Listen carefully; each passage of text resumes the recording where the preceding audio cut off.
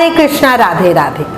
आज आपको श्री बिहारी जी महाराज की लीला का एक और चमत्कार बताती हूँ। बहुत सुंदर और भाव विभोर करने वाली घटना है ये घटना श्री बिहारी महाराज के प्राकट्य के कुछ समय बाद की है। उस समय श्री बिहारी जी महाराज निधिवन में ही थे। अभी वाला मंदिर उस समय तक बना नहीं था। अब घटना बताती हूँ। लाहौर के एक इत्र व्यापारी थे श्री विज्ञानी खत्री जी और उनकी बहन श्यामा देवी जी। श्री विज्ञानी जी के हाथ में बहुत सत था। वो खुद अपने हाथों से इत्र बनाते और वो भी बहुत बढ़िया होता, बढ़िया सुगंध वाला इत्र। लाहौर में उनकी टक्कर का कोई इत्र व्यापारी नहीं था। एक समय उनके गांव में एक संत आए। विज्ञानी जी और उनकी बहन श्यामा देवी दोनों उन संत से मिले।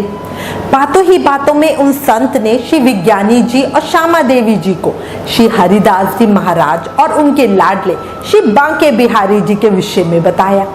उन दोनों के मन में दर्शनों की लालसा जागृत हुई और वे दोनों वृंदावन दर्शनों के लिए निकल पड़े। वृंदावन पहुंचकर दोनों भाई बहन को बड़ी आंतरिक शांति मिली। वो पहली बार ऐसी जगह आए थे। वहां का वातावरण, तुलसी की सुगंध, अनुपम छटा सब मन को मोह रही थी। वो निधिवन श्री हरिदास जी महाराज के दर्शनों के लिए जा रहे थे। रास्ते में सुगंधित लताओं को देखकर व्यापारी अपनी बहन को बोला, वाह क्या सुगंधित लताएं हैं। अगर इन लता विरुद्धों की जड़ से यदि इत्र बनाया जाए तो वो बहुत अच्छा और कीमती बनेगा। उसकी बहन श्यामा जी बोली, इस व्यापार बुद्धि को साथ लेके चलोगे तो स्वामी जी के दर्शन कैसे पाओगे। विज्ञानी जी ये सुनकर थोड़ा गुस्सा हो गए और बोले, अच्छा व्यापार बुद्धि को साथ लेकर चलता तो ये इत्र साथ ना लाता। उन्होंने जेब से एक शीशी निकाली जो इत्र से भरी हुई थी। श्यामा जी को दिखाते हुए बोले, जानती हो इस बड़ी शीशी की क्या कीमत है? पूरी 1 लाख स्वर्ण मुद्राएं। मैं 1 लाख स्वर्ण मुद्राओं की सुगंध स्वामी जी को भेंट करने जा रहा हूँ और तुम मेरी बुद्धि को व्यापारिक बुद्धि बता रही हो। इसे बाजार में थोड़ा थोड़ा बेचूं तो और भी अधिक कीमत मिलेगी। ये सुनकर श्यामा जी ने उन्हें बीच में ही टोका और बोला, देखो ये तुम्हारी व्यापारी बुद्धि ही है जो तुम इस इत्र का मूल्यांकन मुद्रा में कर रहे हो। मेरी समझ में तो इसका कुछ मूल्य भी तभी होगा जब स्वामी जी से स्वीकार कर लेंगे, वरना इस इत्र की 2 कौड़ी की भी कीमत नहीं। विज्ञानी जी को सकपका गए और बोले, ऐसा नहीं है, स्वामी जी महाराज इत्र के पारखी होंगे क्योंकि उनकी सेवा ही सुगंध की है। स्वामी जी यदि इसका मूल्य समझ पाएंगे तो ये इत्र 1 साल तक उनकी सेवा में चलेगा। अच्छा छोड़ो ये सब बातें, अब तो बस जल्दी से स्वामी जी के दर्शन हो जाए। कितना सुना है उनके बारे में। श्यामा जी उनको बीच में टोकते हुए बोली। दोनों तेज कदमों से निधिवन की तरफ जा रहे थे। तभी उन्हें स्वामी जी के कोमल स्वर सुनाई दिए। वे दोनों आगे बढ़े तो देखा सामने यमुना जी कलकल करती बह रही हैं और थोड़ी ही दूरी पर स्वामी जी तानपुरा लिए गा रहे हैं। दोनों स्वामी जी के पास पहुंचे और उन्हें साष्टांग प्रणाम किया। स्वामी जी के नेत्र बंद थे, वो कुछ ना बोले। दोनों एक और खड़े हो गए। स्वामी जी गायन कर रहे थे।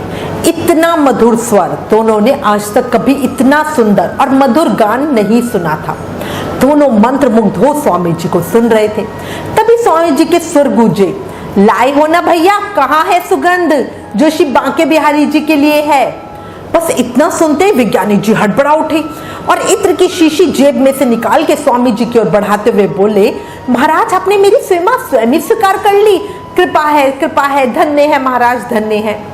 लेकिन अगले ही क्षण विज्ञानी जी के रंग उड़ गए। उन्होंने देखा स्वामी जी उस कीमती इत्र को यमुना की रज में डाल रहे हैं। स्वामी जी के नेत्र अभी भी बंद थे किंतु चेहरे पर मुस्कान थी। संगीत अभी चालू ही था। स्वामी जी महाराज को रज में इत्र डालते हुए देखकर विज्ञानी जी को क्रोध आ गया, किंतु श्यामा जी ने उन्हें संभाल लिया और उनका हाथ पकड़कर थोड़ी दूर ले गए और बोली, संतों के कार्य पर संदेह मत किया करो।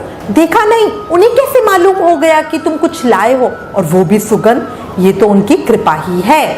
श्यामा जी की बात पूरी करने से पहले ही विज्ञानी जी गुस्से से बोले, हाँ बड़ी कृपा है जो इतना महंगा इत्र रेत में मिला दिया। श्यामा जी उन्हें सत्तावना दे रही थी पर विज्ञानी जी का मन बहुत उदास हो रहा था। सोच रहे थे, हाय बेकार ही लाया इतना महंगा इत्र, स्वामी जी को तो कदर ही नहीं थी। बता, यूं ही कोई मिट्टी में मिलाता है, वो भी इतना महंगा इत्र। इस इत्र की सुगंध से तो सारा वृंदावन महकता 1 साल तक। पर इसकी सुगंध तो फैली ही नहीं, हमारे पास तक भी नहीं आई। क्या इत्र ठीक नहीं था? पर ये तो हो ही नहीं सकता, इत्र तो मैंने स्वयं तैयार किया था, अपने हाथों से भरी थी उस शीशी में। फिर क्या हुआ जो इत्र ने अपना कमाल ही नहीं दिखाया? क्या जमीन सुगंध सोख गई क्या?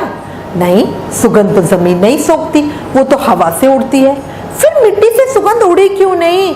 हाय, जो भी हो, स्वामी जी को सुगंध की समझ ही नहीं थी। यदि होती तो वो इस प्रकार ना कहते। अब इसी तरह के अनेक प्रश्न और शंकाएं विज्ञानी जी के दिमाग में गोते खा रही थी। श्यामा बहन उन्हें बार बार समझा रही थी, पर विज्ञानी जी तो अपने आप से ही प्रश्न करे जा रहे थे। सुगंध क्यों नहीं आई, क्यों किया स्वामी जी ने? तभी स्वामी जी महाराज की भाव समाधि भंग हुई। गायन के स्वर धीमे होते होते थम गए। स्वामी जी ने विज्ञानी और श्यामा बहन की ओर देखते हुए बोला, बड़ी कृपा है तुम पर श्री बिहारी जू की। निधिवन में दर्शन के श्री बिहारी जू महाराज के जब दर्शन कर लो। दोनों ने सर झुकाकर स्वामी जी को प्रणाम किया। स्वामी जी महाराज हाथ उठाकर फिर गाने लगी, हरि को ऐसो ही सब खेल, हरि को ऐसो ही सब खेल। श्यामा जी निधिवन की ओर जाने के लिए चली। अनमने मन से विज्ञानी जी उनके पीछे पीछे हो गए। श्यामा जी शांत भाव से चल रही थी, जबकि विज्ञानी जी का मन अभी भी बहुत अशांत था, शंकाओं से भरा हुआ। वो इत्र कुछ और ही सोच कर लाए थे और उनके साथ हो कुछ और ही गया। वैसे देखा जाए तो हमारे साथ भी तो ऐसा ही होता है ना। हम प्रभु से चाहते कुछ और है, पर जब हमें अलग ही कुछ मिलता है तो हम निराश हो जाते हैं, भगवान से गुस्सा हो जाते हैं। पर समझो, हर कोई प्रभु लीला नहीं समझ सकता। जो उन पर विश्वास रखते हैं उन्हें पता है जो हुआ अच्छे के लिए हुआ, पर जिन्हें भगवान पर विश्वास नहीं होता ना, वो मन में हजार तरह की बातें सोचते हैं। अब इस घटना में ही देखो, श्यामा जी को स्वामी जी पर विश्वास था इसलिए वो शांत थी, पर विज्ञानी जी को स्वामी जी पर विश्वास नहीं था, इसलिए ही तो वो इतनी शंकाओं से घिरा हुआ था। हाँ, खैर, दोनों चलते चलते निधिवन बिहारी जी के मंदिर के पास पहुंचे। तभी श्री बिहारी जी के सामने से पर्दा हटा। विज्ञानी जी तो लगभग चीख ही पड़े, देखो बहन, सूंघो, वो सुगंध आ रही है। बिहारी जी की ओर से सारा वातावरण सुगंध से महक रहा था।